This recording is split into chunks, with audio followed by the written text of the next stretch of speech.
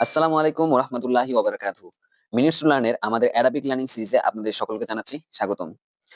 আজ মূলত আমরা কিছু ভোকাবুলারি দেখব এবং আমাদের আগের যেই পড়াটা ছিল, আমাদের আগে আমরা যেই ইসম, ফিল, দমির এবং হার্ফ সম্পর্কে আমরা জেনেছিলাম, সেটারই আলোকে আজকের পড়াটা একটু হবে। এবং আমরা চেষ্টা করব কিছু শব্দের মানে জানার এবং এর সাথে, সাথে সেই শব্দগুলো কোন ক্যাটেগরির মধ্যে পড়ে সেটাও আমরা জানার এবং বোঝার চেষ্টা করব। তো এবং আমাদের আজকের ক্লাসটা বোঝার জন্য আপনাদের অবশ্যই আগের ক্লাসটা একটু করে আসতে হবে এবং আগের ক্লাসে আমরা করেছিলাম মূলত ইসেম কি, ফিল কি, দমির কি এবং হার্ফ কি। এবং ইসেম হচ্ছে মূলত নাম বা নাউনকে বোঝায়, ফিল হচ্ছে ক্রিয়া বা কাজকে বোঝায়, দমির সর্বনামকে বোঝায় এবং হার্ফ সাধারণত অব্যয়কে বুঝিয়ে থাকে। তো চলুন শুরু করা যাক। প্রথমত আল্লাহ, এবং আল্লাহ যেহেতু একটা নামকে বোঝাচ্ছে, তাই আল্লাহ হচ্ছে একটা ইসেম। আল্লাহ হচ্ছে একটা ইসেম এবং আমরা বলেছি যে এটা যেহেতু একটা নামকে বোঝাচ্ছে তাই এটা হচ্ছে একটা এসএম। এটা কোনো কাজকে বোঝাচ্ছে না, এটা কোনো কারো পরিবর্তে বসেনি, কোনো সর্বনামকে বোঝাচ্ছে না, তাই এটা হচ্ছে একটা এসএম। সিম্পল। এরপরে রসুলুন। রসুলুন আসলে কি বোঝাচ্ছে? রসুলুন হচ্ছে একটা ব্যক্তিকে বোঝাচ্ছে, সাধারণত একটা ব্যক্তি বোঝাচ্ছে, এটা কোনো কাজকে বোঝাচ্ছে না এবং এটা কোনো সর্বনামকে বোঝাচ্ছে না। হার্ফের কোনো প্রশ্নই ওঠে না। যেহেতু ব্যক্তিকে বোঝাচ্ছে তাই এটা হচ্ছে একটা এসএম। আমি এখানে ইংরেজিতে লিখছি আইএসএম, এসএম। একটা জিনিস খেয়াল রাখবেন এবং এই বিষয়ে আমরা পরবর্তীতে আরো বিস্তারিত আলোচনা করব। সাধারণত যেই শব্দের শেষে তানবিন থাকে সেটা এসএম হয়, এটা নিয়ে আমরা আলোচনা করেছিলাম। এবং যেই শব্দের শেষে তানবিন থাকে সেটা সাধারণত সিঙ্গুলার হয়, সেটা সাধারণত হয় সিঙ্গুলার। এখন সিঙ্গুলার বা একবচন, সিঙ্গুলার বা এক বচন। এখন এই শব্দটা হতে পারতো রসুলিন, এই শব্দটা হতে পারতো রাসুলান। যাই হোক, যেহেতু তানবিন আছে তার মানে এটা হচ্ছে একটা একবচন শব্দ। এরপরে নাহনু। আপনারা একটু আমার সাথে সাথে উচ্চারণ করুন। নাহনু, নাহনু। আমাদের মাঝখানের হাটাকে হচ্ছে ঠিক রাখতে হবে, হায়ের উচ্চারণটাকে ঠিক রাখতে হবে এবং হায়ের উচ্চারণটা সাধারণত হয় এপিগ্লটিস থেকে। এখন নাহনু শব্দটা মানে হচ্ছে আমরা, মানে হচ্ছে আমরা। এখন যেহেতু এটা কোনো ব্যক্তির পরিবর্তে বসেছে, তাহলে এটা হচ্ছে একটা দমির। আপনার একটু আমাকে বলুন তো দমির মানে কি? হ্যাঁ, দমির মানে হচ্ছে সর্বনাম। দমির মানে হচ্ছে সর্বনাম বা প্রোনাউন, সর্বনাম বা প্রোনাউন। আচ্ছা, এরপরে আন্নাস। আচ্ছা, আপনারা একটু আমাকে বলার চেষ্টা করুন যে আন্নাস শব্দের মানে তো হচ্ছে মানুষ। আন্নাস আসলে কোন ক্যাটাগরির মধ্যে পড়ে? ধরেন আপনাকে হচ্ছে আমি মিনিংটা দিয়ে দিলাম না, তখন আপনি কিভাবে আইডেন্টিফাই করবেন যে এটা কালিমাতুনের কোন ক্যাটাগরির মধ্যে পড়ে? আমরা আগের ক্লাসে আলোচনা করেছিলাম যে যে সাধারণত যে শব্দের শেষে তানবিন থাকে বা যে শব্দের শুরুতে আল থাকে, আলিফ এবং লাম থাকে, সেটা হয় এসএম। যেহেতু আন-নাস, এখানে শব্দের শুরুতে আলিফ এবং লাম আছে, তাই এটা হচ্ছে একটা এসএম।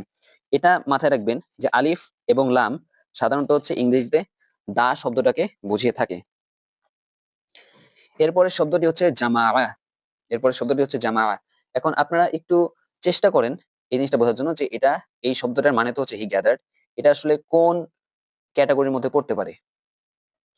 যেহেতু আমরা বুঝতে পারছি যে এটা হচ্ছে এটা হি গ্যাদার্ড, তিনি জমায়েত করেছেন, তাহলে এটা হচ্ছে যেহেতু এটা ক্রিয়াকে বোঝাচ্ছে, তাহলে এটা হচ্ছে একটা ফেয়েল। এটা হচ্ছে একটা ফেয়েল। ফা আইন লাম, ফেয়েল। ওকে। এরপরে খলাক। খলাক, আপনারা একটু আমার সাথে সাথে উচ্চারণ করুন। খলাক। আচ্ছা, এখন আপনারা একটু বলুন যে এটা কোন ক্যাটাগরির মধ্যে পড়বে? হ্যাঁ, এটা পড়বে হচ্ছে ফিউয়েল ক্যাটাগরির মধ্যে, যেহেতু এটা একটি কাজ। আচ্ছা, আমরা পরবর্তী স্লাইডে চলে যাই। এরপরে হচ্ছে হুম।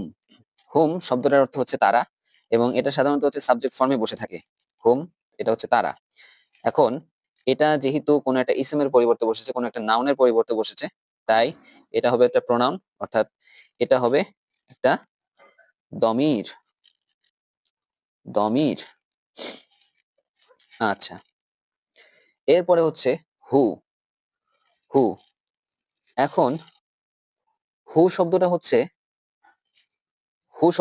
যে সাধারণত সাবজেক্ট ফর্মে বসে না, এটা সাধারণত অবজেক্ট ফর্মে বসে।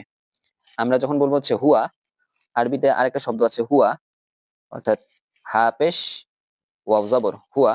হুয়া হচ্ছে হি, কিন্তু এই শব্দটা হচ্ছে হি না, এটা হচ্ছে হিজ বা তার, বা সাধারণত এটাকে ইংরেজিতে পজেসিভ বলে থাকে। তো এটা হচ্ছে সাধারণত সাবজেক্ট ফর্মে বসে না, এটা হচ্ছে অবজেক্ট ফর্মে বসে। তো এটা যেহেতু একটা নাউনের পরিবর্তে বসেছে, তাই এটা হবে একটা দমির। এটা হবে একটা দমির। এরপর হচ্ছে আনা। আনা মানে হচ্ছে আমি। আপনারা আমার সাথে সাথে উচ্চারণ করবেন আমি যখন বলছি, যেহেতু আনা শব্দটা অতটা ক্রিটিক্যাল না, তো আমরা এটা এতটা প্র্যাকটিস করার দরকার নেই, এটা সাধারণত বাংলা উচ্চারণের মতো হয়ে যায়। এখন আনা শব্দটি যেহেতু একটা নাউনের পরিবর্তে বসেছে, তাই এটা হবে একটা সর্বনাম বা দমির।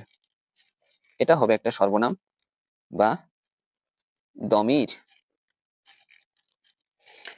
এরপরের স্লাইড হচ্ছে আন্তা। আন্তা মানে হচ্ছে তুমি, যেহেতু এটা একটা নাউনের পরিবর্তে বসেছে, তাই এটা হবে দমির। এখন এই পার্টে এসে, আমাদের স্লাইডের এই পার্টে এসে একদম শেষের শেষের দিকে আমরা চলে এসেছি।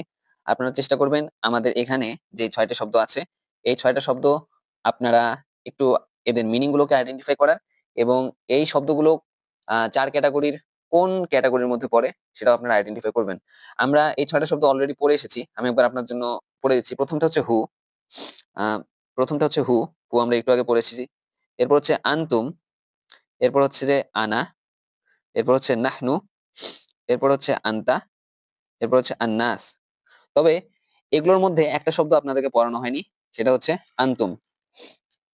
আন্তুমটা আপনাদেরকে পড়ানো হয়নি, এটা আপনাদের জন্য একটা হোমওয়ার্ক, এবং আমরা পরবর্তী ক্লাসে এই শব্দটার মানে আপনাদেরকে জানিয়ে দিব যে আন্তুম শব্দের অর্থ কি এবং আন্তুম শব্দটা আসলে কোন ক্যাটাগরির মধ্যে পড়ে। এটা আপনাদের জন্য একটা হোমওয়ার্ক, এবং আপনারা আমাদেরকে কমেন্ট সেকশনের মধ্যে জানাবেন যে আন্তুম শব্দের মানে কি এবং আন্তুম শব্দটা আসলে কোন ক্যাটাগরির মধ্যে পড়ে। আপনার যদি কোনো কনফিউশন থাকে তাহলে ভিডিওটি আবার আপনারা প্লেব্যাক করবেন, এবং আপনারা দেখবেন যে কোন শব্দগুলো আসলে কোন ক্যাটাগরির মধ্যে পড়ে। তাহলে আমরা ভিডিওগুলোর মধ্যে যাচ্ছি না, এবং সেই পর্যন্ত আমাদের পরবর্তী ভিডিও আসার আগ পর্যন্ত আপনারা আমাদের সাথে থাকবেন, এবং আমাদের চ্যানেলটি অবশ্যই সাবস্ক্রাইব করবেন, এবং আপনাদের কোনো সমস্যা হলে আমাদের কমেন্ট করে জানাবেন। সে পর্যন্ত সবাই ভালো থাকবেন, সুস্থ থাকবেন। আসসালামু আলাইকুম রহমতুল্লাহি ওয়া বারাকাতুহু।